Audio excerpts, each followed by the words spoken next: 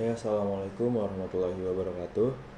Perkenalkan, nama saya Muhammad Gifari Billah dari Program Studi Sistem Informasi dengan NIM 2024-08-1038.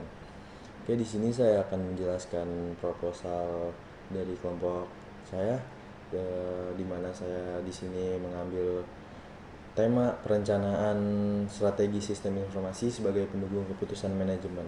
Di sini kelompok saya ada Laskar Firdaus, Mas Agus Raka, saya sendiri Muhammad Gifari Billah dan juga Raffi Ardiansyah.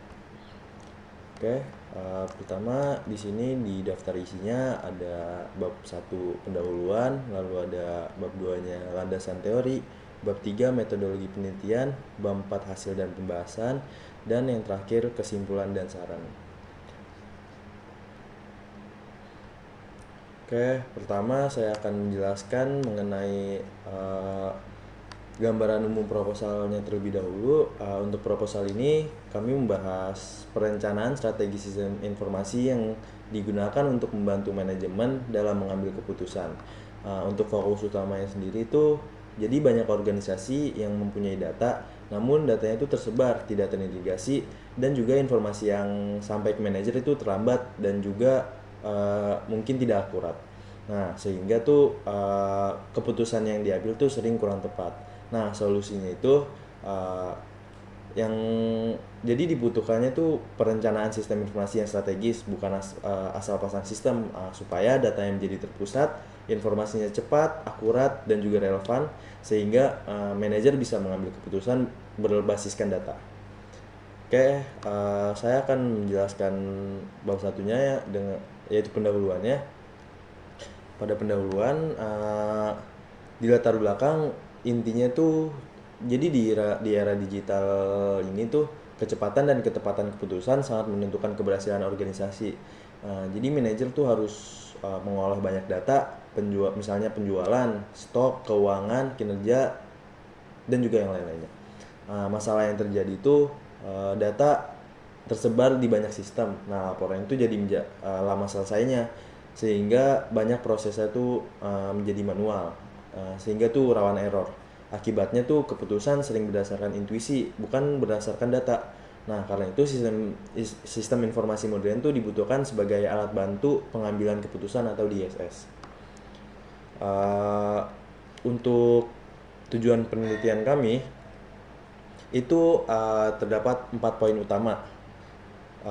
Yang pertama tuh mengetahui kebutuhan informasi manajemen, apa sih yang dibutuhkan manajemen operasional, menengah, dan juga puncak. Lalu yang kedua, menyusun kerangka perencanaan sistem informasi supaya sistem yang dibangun tuh selaras dengan tujuan bisnis. Lalu yang ketiga, itu memberikan rekomendasi teknologi yang tepat. Contohnya tuh seperti DSS, BI, dashboard, dan juga data warehouse. Lalu yang keempat, itu menilai dampak sistem terhadap keputusan.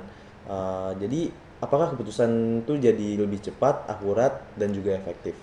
Nah, lalu untuk manfaat penelitiannya itu ada dua. Yang pertama tuh ada manfaat teoritis dan juga manfaat praktis. Nah, untuk manfaat teoritis sendiri itu bisa menambah referensi akademik tentang hubungan sistem informasi dan keputusan manajemen. Lalu untuk manfaat praktis sendiri, ya itu bagi organisasi itu, jadi organisasi ini jadi punya panduan jelas lah sebelum melakukan investasi sistem. Lalu bagi manajer sendiri itu, manajer menjadi lebih percaya diri dalam mengambil keputusan karena itu berbasiskan data. Lalu bagi mahasiswa dan praktisi itu, ini bisa menjadi contoh penerapan teori ke dunia nyata. Nah, untuk rumusan masalah sendiri, terdapat 4 masalah utama dalam proposal ini. Yang pertama tuh bagaimana sih merancang strategi sistem informasi yang benar-benar mendukung keputusan. Lalu yang kedua, bagaimana memilih sistem informasi yang tepat, bukan sekedar canggih. Lalu yang ketiga, bagaimana memastikan informasi akurat, relevan, dan tepat waktu. Lalu yang keempat tuh bagaimana mengukur dampak sistem terhadap keputusan manajemen. Nah, untuk bab 3 pada landasan teori, untuk perencanaan sendiri tuh perencanaannya itu yang pertama itu proses menentukan tujuan, lalu yang kedua menentukan cara mencapainya. Di sini ada 3 level. Yang pertama tuh ada perencanaan strategis, di mana ini yang berfokus pada tujuan jangka panjang organisasi. Lalu yang kedua tuh perencanaan taktis, di mana ini yang menjabarkan strategi ke dalam program atau kebijakan itu yang jangka menengah. Lalu perencanaan operasional yang berfokus pada kegiatan harian. Nah, lalu untuk strategi sistem informasi, di sini strategi sistem informasi itu bisa dibilang rencana jangka panjang pemanfaatan IT agar selaras dengan bisnis, lalu juga memberikan nilai tambah. Untuk komponennya sendiri tuh yang pertama ada infrastruktur IT, lalu yang kedua ada aplikasi, lalu yang ketiga tata kelola IT, lalu yang terakhir tuh keselarasan bisnis dan juga IT. Untuk metodologinya itu kami menggunakan metode lalu untuk metodenya itu kita digunakan tuh metode SISP atau Strategic Information System Planning. Ini untuk menganalisis kondisi, lalu untuk menentukan kebutuhan dan juga untuk menyusun roadmap. Lalu pada poin keputusan manajemen, keputusan di sini tuh dibagi menjadi 3. Yang pertama ada keputusan strategis, di mana di sini melibatkan perumusan arah jangka panjang organisasi. Lalu yang kedua keputusan taktis, yang dimana ini berfokus pada implementasi kebijakan dan juga alokasi sumber daya yang mendukung strategis organisasi. Lalu yang ketiga keputusan operasional, ini tuh berkaitan dengan kegiatan atau aktivitas harian. Jadi setiap level tuh butuh jenis informasi yang berbeda. Nah, sistem informasi di sini berfungsi menyaring data menjadi informasi siap pakai. Lalu selanjutnya untuk framework atau kerangka kerja, di sini dipilih TOGAF kita. Karena kenapa kita milih TOGAF? Karena TOGAF ini sistematis, lalu juga cocok untuk perencanaan enterprise, lalu juga punya tahapan yang jelas, di mana kami di sini menggunakan TOGAF yang ADM atau Architecture Development Method. Untuk gambarnya sendiri atau ada fase-fasenya. Untuk gambarnya sendiri sebagai berikut. Di sini terdiri ada fase-fasenya. Ada preliminary, architecture vision, business architecture, information system architecture, technology architecture, opportunities and solution, migration planning, implementation, governance, dan juga architecture change management. Oke, selanjutnya pada bab 3, pada metodologi penelitian atau cara penelitian. Di sini kita untuk objek penelitiannya itu pada PT Mitra Sejahtera Elektronik. Nah, di sini PT Mitra Sejahtera Elektronik itu perusahaan distribusi elektronik, lalu memiliki 8 cabang. Nah, di sini sistemnya itu masih terpisah-pisah, banyak manual dan juga laporan tuh lambat. Nah, ini cocok untuk sebagai studi kasus kami. Nah, untuk teknik pengumpulan datanya, itu yang pertama ada kuesioner. Di sini jadi kami tahu kebutuhan dan kepuasan pengguna. Lalu juga ada teknik observasi. Jadi kami melihat langsung proses kerjanya. Lalu ada dokumentasi. Di sini kami melihat dokumen-dokumen SOP, laporan dan juga struktur organisasinya. Lalu juga ada studi pustaka. Itu dilakukan agar kita tuh punya dasar teorinya, bisa mengetahui dasar teorinya. Lalu yang terakhir itu ada untuk yang selanjutnya ada di bab 4 ada hasil dan pembahasannya. Nah, untuk sekarang itu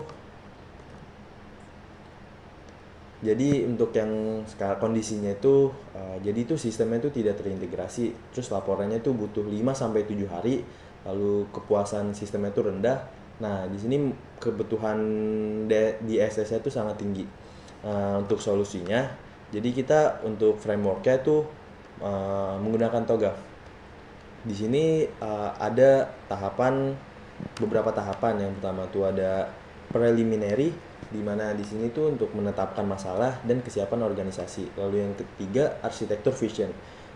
Untuk visinya tuh sistem jadi terintegrasi, real time dan juga mudah diakses. Lalu yang ketiga bisnis arsitektur, di mana menyesuaikan kebutuhan tiap level manajemen. Lalu yang keempat itu information system arsitektur. Nah, information system arsitektur di mana tahap ini tuh database tuh terpusat, lalu juga ada menjadi menggunakan DSS dan dashboard. Lalu yang kelima teknologi arsitektur. Di sini server terpusat, lalu sistem itu berbasis website, lalu juga fokus pada keamanan data. Lalu untuk opportunities dan solusi, itu tahap ini tuh lebih fokus ke integrasi data dan dashboard management. Lalu yang ketujuh migration planning. Di sini implementasi bertahap, jadi tidak langsung secara besar. Lalu implementation governance, di sini melakukan monitoring dan kontrol gitu. Jadi yang terakhir arsitektur change management, dimana ini sistem fleksibel untuk masa depan. Nah, arsitektur change management tuh jadi sistemnya itu lebih fleksibel untuk masa depan. Nah, untuk dampak yang kami harapkan, jadi yang pertama tuh laporan real time, lalu yang kedua keputusan menjadi lebih cepat, lalu yang ketiga meminimalisir kesalahan data, lalu yang keempat efisiensi kerja meningkat, lalu yang terakhir daya saing perusahaan tuh jadi meningkat. Oke, selanjutnya pada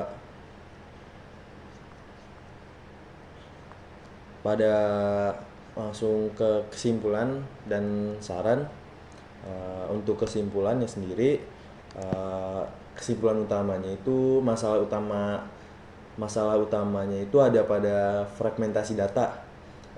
Lalu TOGAF itu efektif sebagai framework perencanaannya.